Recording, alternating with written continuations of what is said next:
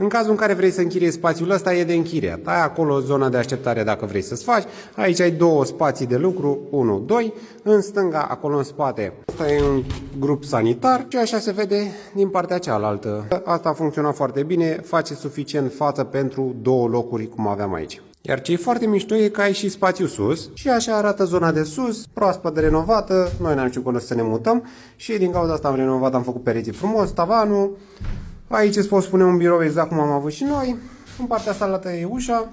Dacă ai închis ușa, poți să încălzești lejer și spațiul de sus cu aerotermă. Iar aici ai chiar și un geam mobil pe care îl poți deschide și să te uiți în service să vezi ce fac, domne, angajații ăștia aici.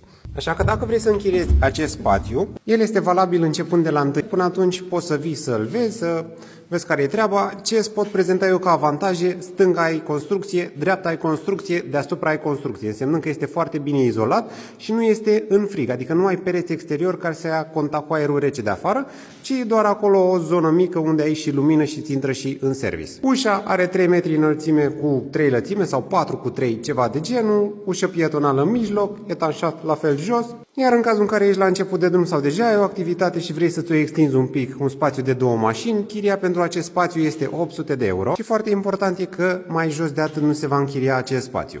Tot ce se vede aici va dispărea, rămâne doar zona sanitară. Însă astea de aici le vom lua noi și le vom duce la noua noastră locație.